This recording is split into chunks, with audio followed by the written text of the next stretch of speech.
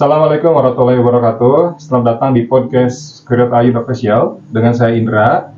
Pada kesempatan ini kita akan berbicara tentang anak istimewa atau anak inklusi yang ditemani oleh SCCU atau Special Care Children Unit. Special Children Care Unit. Maklum. Ini adalah unit yang memang baru buat saya, gitu. Iya.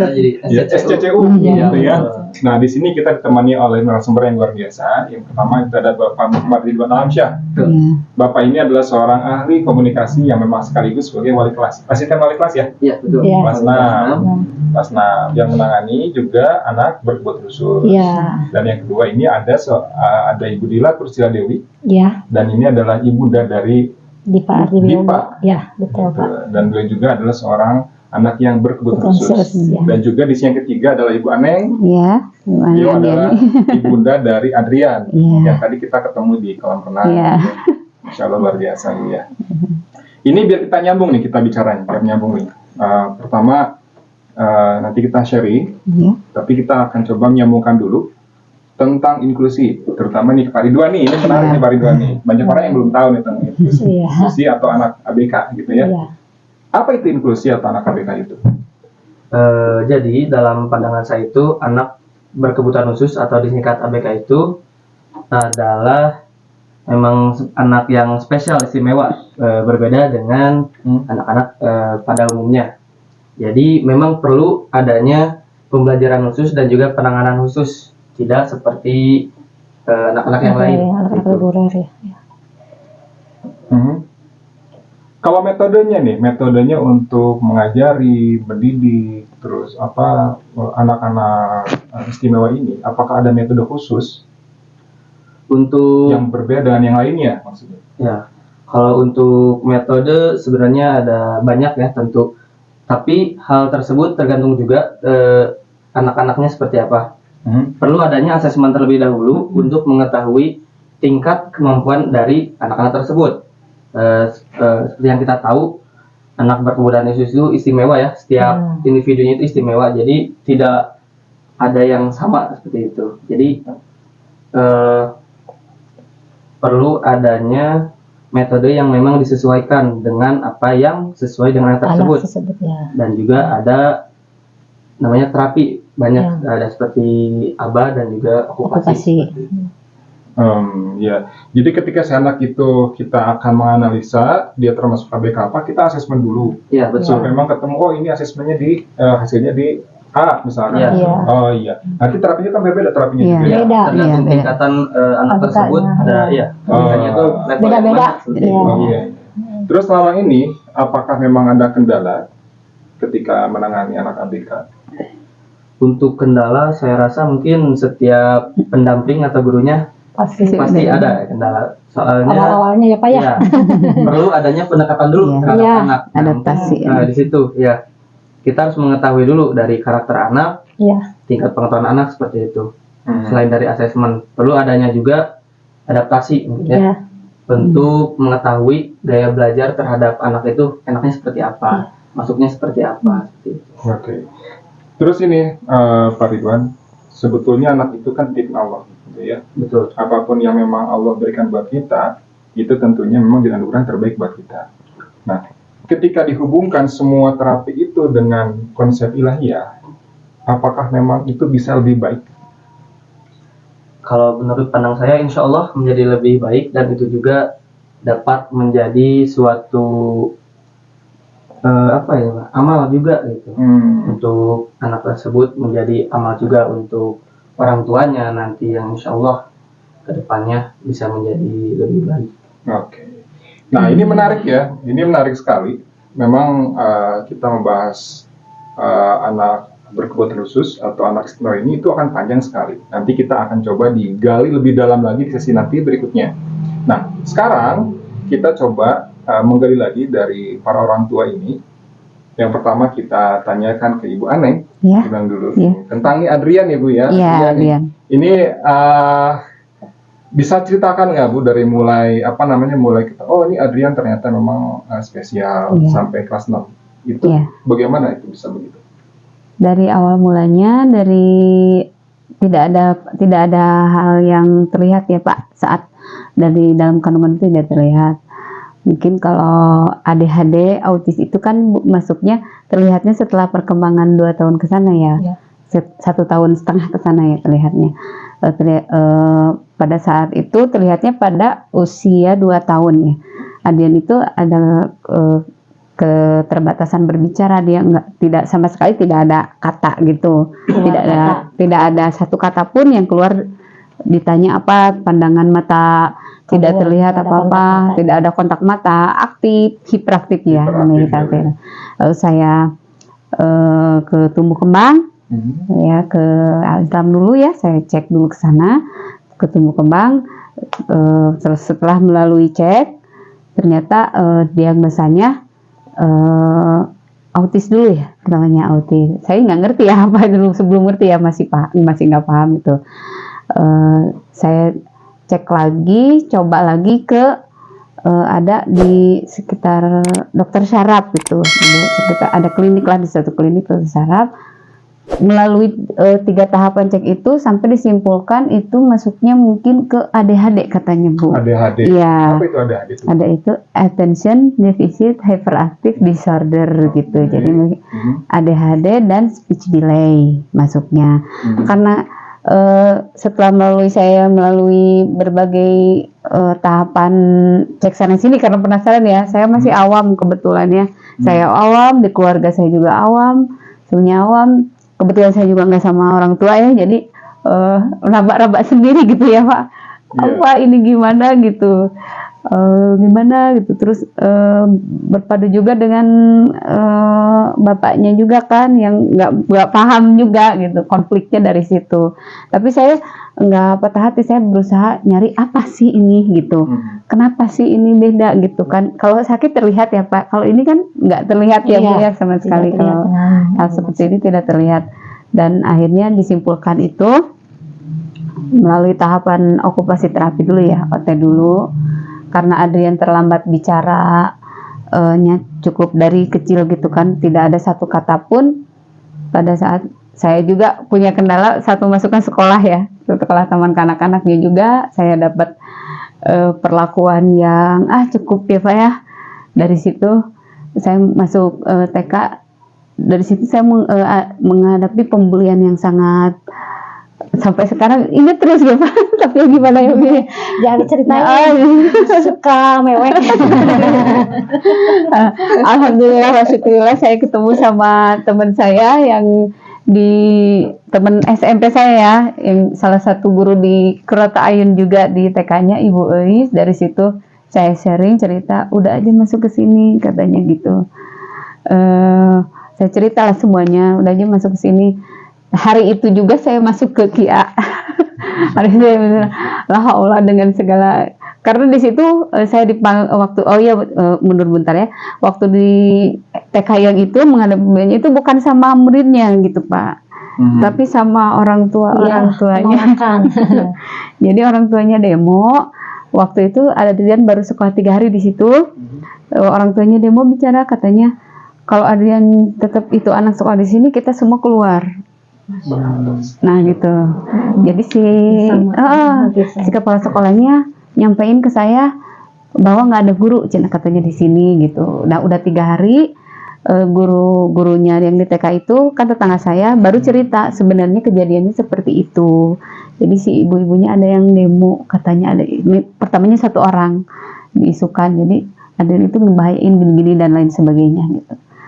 Jadi dengan berat hati bicara sama saya, kepala sekolahnya, dari situ saya, ya Allah, karena pertolongan Allah juga saya ketemu sama Ibu Eis pertamanya. Nah itu masuk aja katanya ke sini, ngobrol sama ibu, ketemu sama Ibu Dwi, cerita-cerita, alhamdulillah dari situ. Dan pas masuk SD aja saya jadi trauma itu masih ada ya, masih ada. Jadi saya nggak berani masukin ke mana-mana gitu.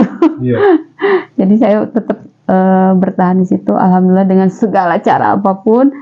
Datanglah pandemi ya. Saya menghadapi pandemi itu, segala ekonomi semuanya hancur Pak. Saya bicara, saya cerita, saya semuanya sama Ibu Dwi. Alhamdulillah Ibu Dwi ngasih solusi apapun itu ya. Ditanya, Masya Allah sampai sekarang saya nggak berhenti dengan terapi apapun saya usahakan gitu ya. Dan seperti itu akhirnya Adrian keluarlah satu kata pada umur 6 tahun. Ya. Nah mulai keluar satu kata itu pada umur 6 tahun ya.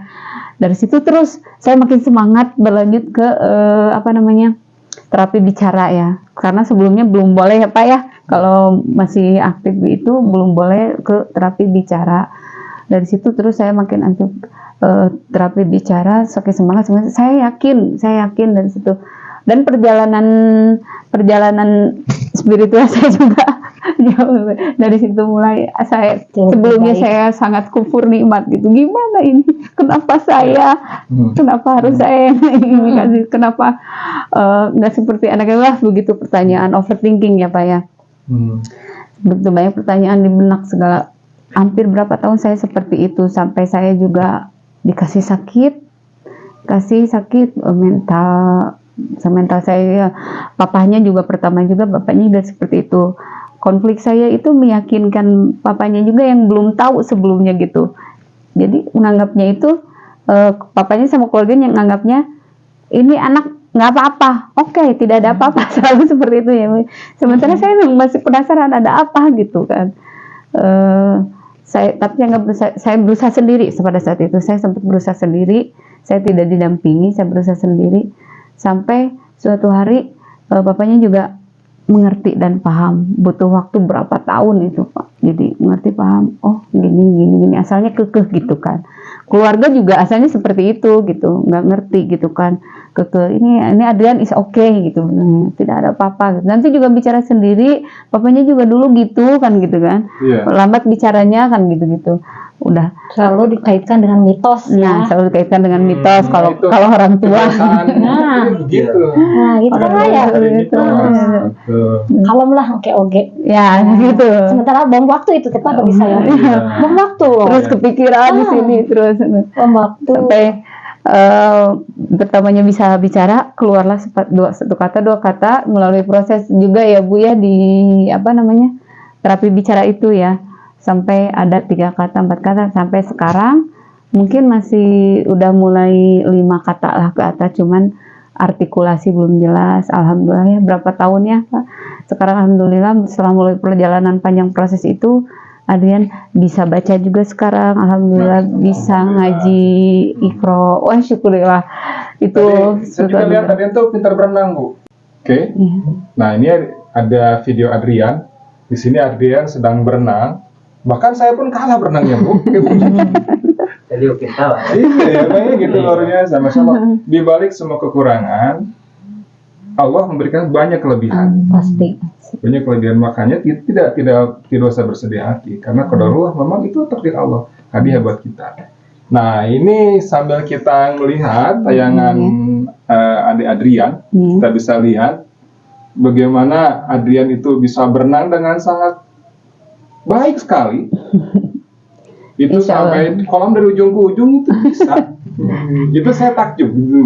Bulan November ya ada Liga Kabumi ikut lomba juga Adrian. Ada Liga Kabumi khusus. Iya, khusus dari situ setiap tahun. Adrian baru ikut tahun kemarin sama mau tahun ini. Luar biasa itu kelebihan Adrian. Itu tidak semua orang punya. Iya. Gitu. Nah, itu dilombakannya juga sama anak yang biasa Pak. Biasa, jadi ABK sama yang biasa disatuin gitu. Soalnya sesuai umur di sana. Ya alhamdulillah. Nah ada satu lagi. Ini dari orang tua anak Dipa, ya. Iya betul. Nah kalau Dipa nih, ini gimana ceritanya anak Dipa nih? Ini anak Dipa punya saudara nggak Bu? Kalau Dipa ini? Punya. Berapa saudaranya Bu? Dua. Iya, 1 kakak dan 1 adik. Bisa ceritakan gimana Ibu mengatur waktunya? Nah itu. Kalau tidak salah itu kan kalau anak berkebutuhan itu harus ekstra perhatian ya Bu ya. Nah ini gimana ngaturnya Ibu? Yang satu kebetulan kan dia udah cukup dewasa ya, umur 19 tahun.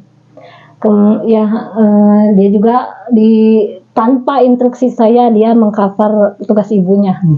Jadi seperti cuci baju, nyiapin sarapan itu anak saya laki-laki. Anak kedua. Iya, semua anak saya 3. Tiganya laki-laki Pak. Jagoan semua. Mengaturnya capek, tapi jangan dibilang capek di hati Pak. Nanti malah capek ini. Jadi saya ambil aja. Iya. Mengalir saja. Mengalir saja. Jadi nggak kerasa apa capeknya. Dari subuh saya sebelum azan subuh saya sudah bangun.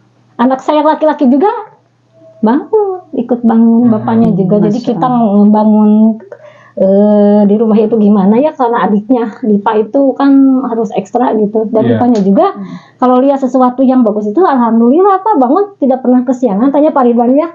Kebetulan kalau di sekolah Dipa mah aduh Pak semangat bisa, nggak mau dia mah sakit sedikit juga sekarang lagi sakit ya, mau tetap semangat.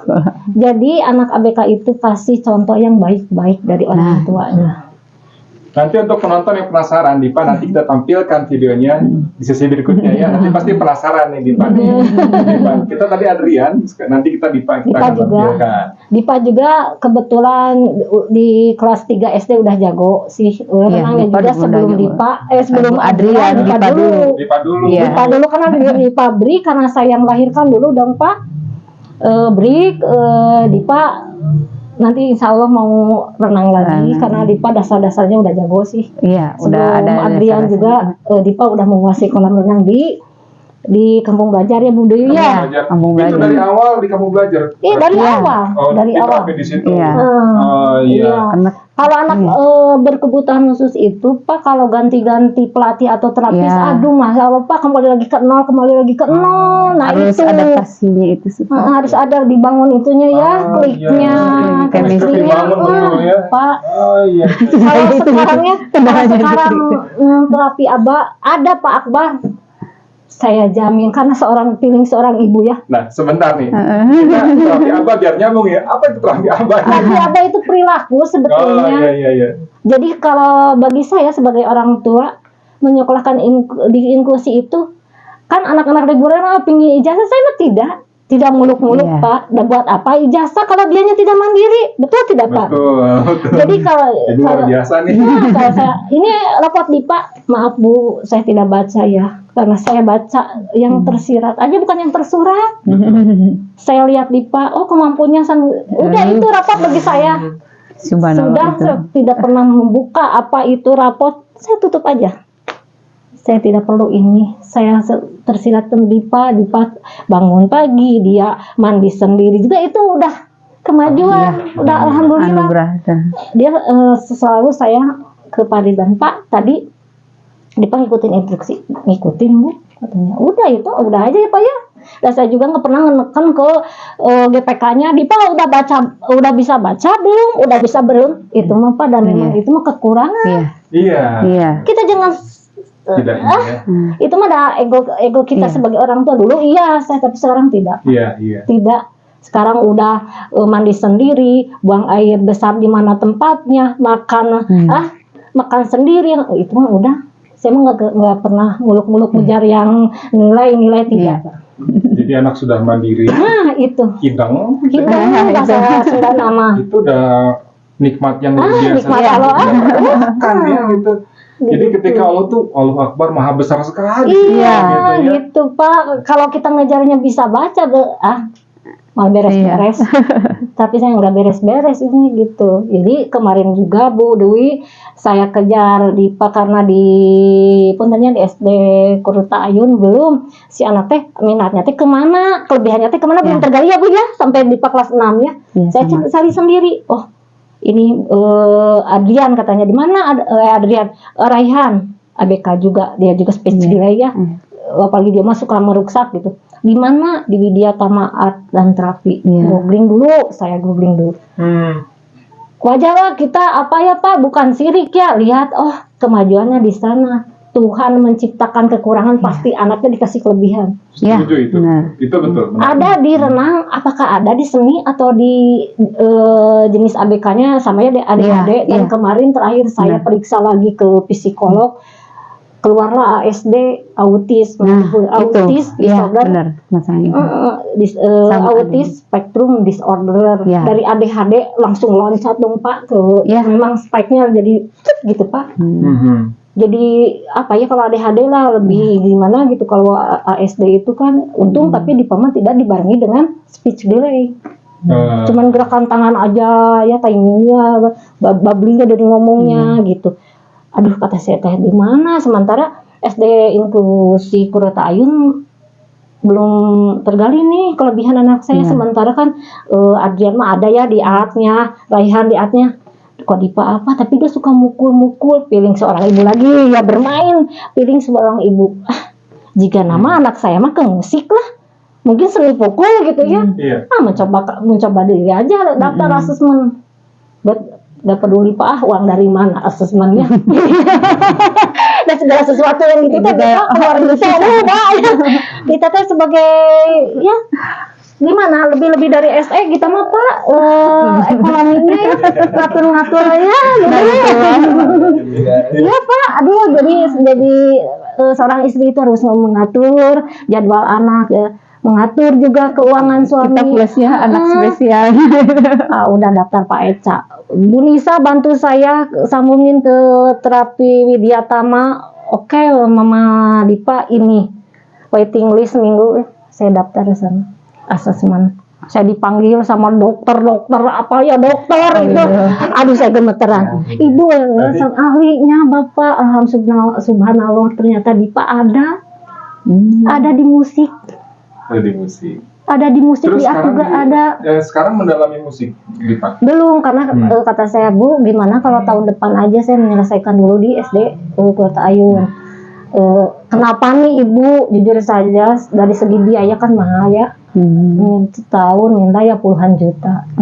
Jadi bukan saya ini rezeki dari Tuhan ya Pak ya, tapi kan saya juga kan punya anak 3 nih Pak. Jadi ngepost-ngepostinnya tuh saya masih kebingungan ya Pak ya. Punten ini mah.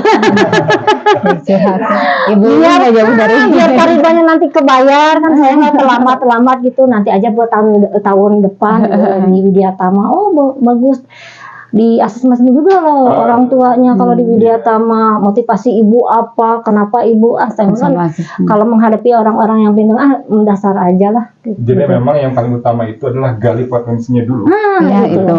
Gali potensi. Akan mengarah Iya. ke keahliannya. Iya betul Pak gitu. Nah memang ini Pak Ridwan nih, ini luar biasa sebagai guru pendamping khusus ya. Ya. Ini Pak Ridwan ini menangani berapa anak Pak? Jadi di Kurota itu ada Bina Cendekia dan juga Bina Talenta. Dan Bina Talenta. Jadi terbagi 2. Nah, Dipa ini termasuknya Bina Talenta. Bina Talenta. Iya. Dan untuk Bina Talenta kebetulan hanya memegang Satu. Ya. Yang belum tahu nih Bina Talenta itu apa? Jadi Bina Talenta itu adalah kategori anak berkebutuhan khusus yang seperti Dipa dan juga Adrian. Iya. Gitu. Kalau untuk yang Bina Cendekia itu biasanya ada keterlambatan belajar saja seperti itu. Kurang fokus. Jadi kalau Bina Talenta mah mungkin ya saya tambahkannya Pak Ridwan, mungkin harus satu anak itu harus dipegang satu guru Yang gitu. Bina Talenta itu Yang kayak Dipa itu. Jadi perlu Bina pendampingan khusus. Gitu. Terus dalam belajar kan kita kelas tuh. Kelasnya sama yang lain bareng. Iya, sama bareng kelas reguler. Teman-temannya berarti Iya, teman-teman iya, reguler. iya. Itu ada saat terapinya itu gimana tuh terapinya? Memang Pak Ridwan jemput Dipa Di situ ya Pak. Oh langsung di Jadi situ. Cuman kurikulumnya beda gitu. Jadi untuk Pak Bina Ridwan yang Talenta itu ada sesi khusus ya, sesi stimulasi di Iya. ruangan yang pribadi. Jadi hanya antara saya dengan Dipa. Dengan Seperti Dipa. itu. Iya, Ya. iya. Agar fokus dari Dipa sendiri itu tidak terpecah, gitu. Jadi fokus ke apa yang Diinstruksikan yang saya instruksikan seperti dalam pengerjaan akademis maupun bina diri gitu. Iya luar biasa masalah. Kalau maaf ya Pak, kalau menurut kalau saya sendiri kan saya juga baru di ini juga jadi pendamping sendiri anak saya di sekolah gitu. Jadi GPK juga di sekolah, cuman baru ya, masih belajar banyak Pak Ridwan. Oh iya, masih belajar banyak. Iya. Ini juga termasuk guru pendamping khusus. Iya. Ya? Oh iya. Allah. Oh, gimana Bu? Baru berapa minggu ya Bu ya? 2 minggu ya. Iya. Nah, yang saya pelajari itu gini ya. Mungkin kalau Adrian tuh menghadapi masalahnya sosialisasi ya. Kalau anak BK itu gitu ya. Mungkin di lingkungan saya, karena saya bukan lingkungan kompleks, lingkungan biasa gitu ya. Kendala terbesarnya itu penduduk. Jadi penduduk sekitarnya itu belum bisa menerima Iya. keadaan anak kita ya. Iya.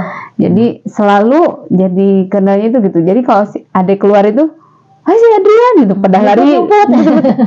Anak mungkin mereka juga anak-anak ya sama gitu.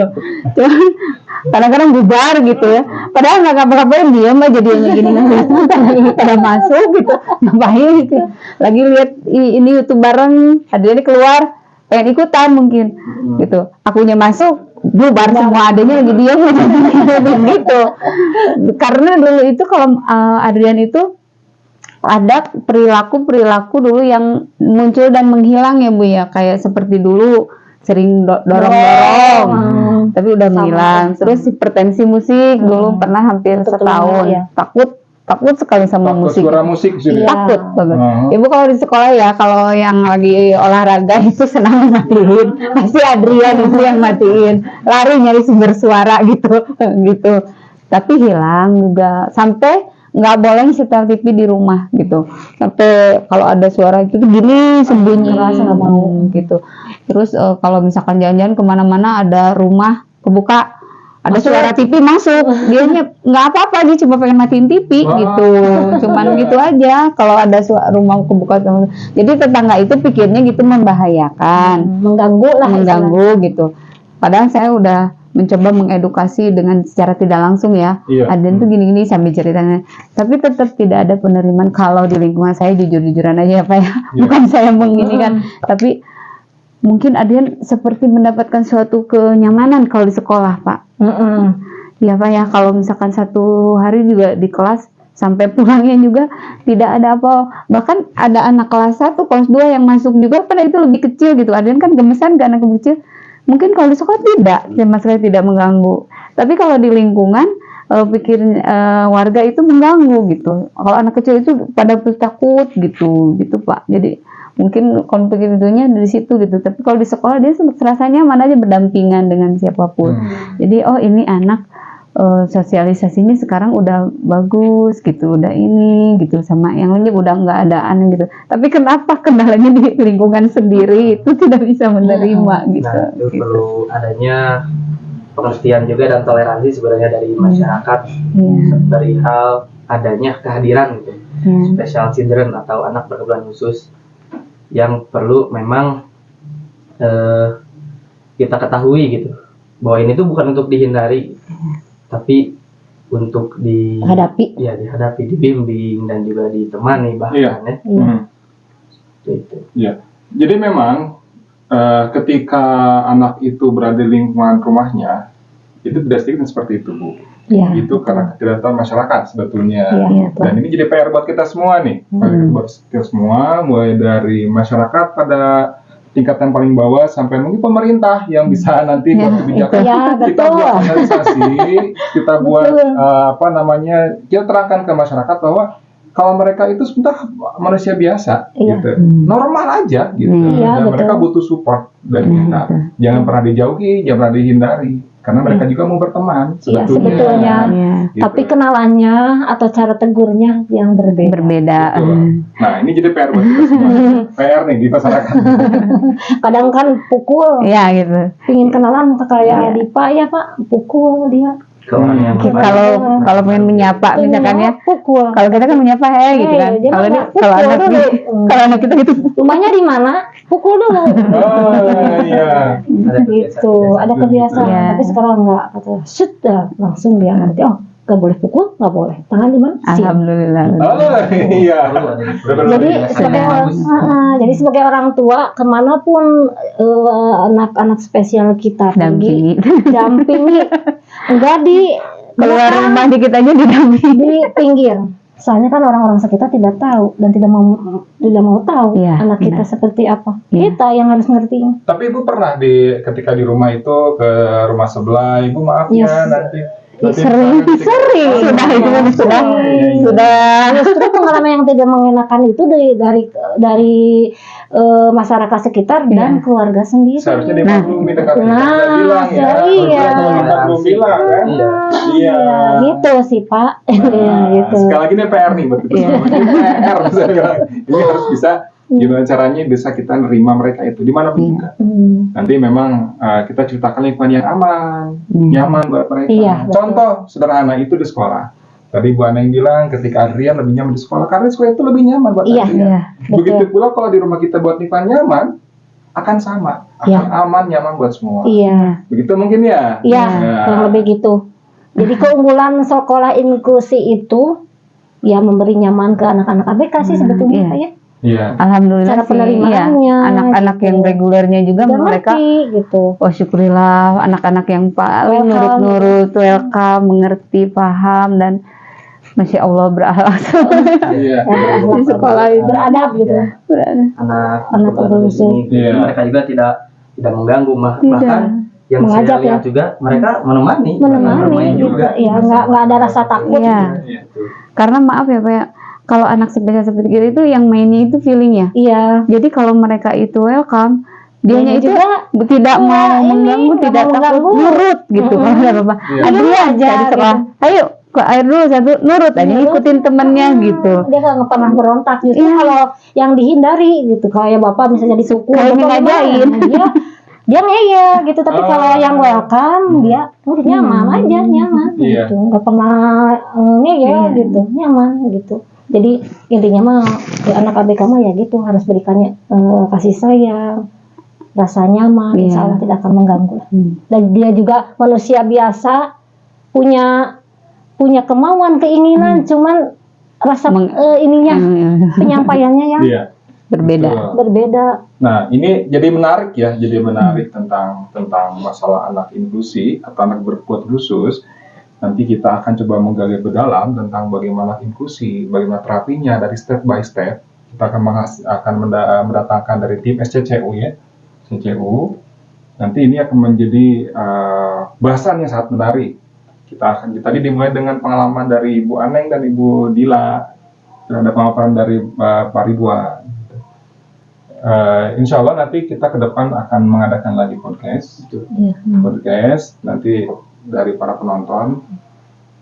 Ini adalah sebagai dukungan kita terhadap teman-teman yang memang atau adik-adik kita yang mengalami anak berkebutuhan khusus. Itu bukan sebuah kelainan, melainkan memang Allah memberikan keistimewaan pada dirinya. Iya, betul. Cuman permasalahannya kita belum tahu dan kita akan menggali terus. Saya titip satu hal tadi dari Bu Aneng dan Bu Diva, itu harus diterima di masyarakat dan dimanapun juga, karena mereka bukan seorang penjahat Iya, dan bukan untuk ditakuti, iya dan betul. mereka pun ingin berteman dengan kita. Iya. Terimalah mereka. Tuh ada dari Pak Ridwan, sebelum kita menutup sesi ini. Ya betul, seperti yang dikatakan tadi, nanti akan ada pengenalan lebih lanjut mengenai SSCU itu seperti apa, dan juga pembahasan mengenai anak berkebutuhan khusus itu seperti apa. Yang pasti setiap anak itu istimewa ya, bukan hanya ABK, tapi anak yang reguler juga seperti itu. Dan juga untuk kepada masyarakat dan juga penonton agar lebih sadar diri terhadap hal ini dan mau ikut belajar juga seperti itu. Nah, jangan lupa tonton video ini, like, share, subscribe, dan komen. Nanti kita akan bahas lebih dalam. Mungkin begitu saja. Pak Ridwan, terima kasih Bu Dila, Pak Sama-sama. Boneng. Nanti kita akan ketemu lagi insya Allah. Semoga anak-anaknya sehat Amin. dan kelak menjadi anak yang bermanfaat, sukses dengan Pak Ridwan dan Amin. teman-teman guru yang lain berikan rezeki yang berlimpah. Amin. Ya Allah. Assalamualaikum warahmatullahi wabarakatuh. Waalaikumsalam warahmatullahi wabarakatuh.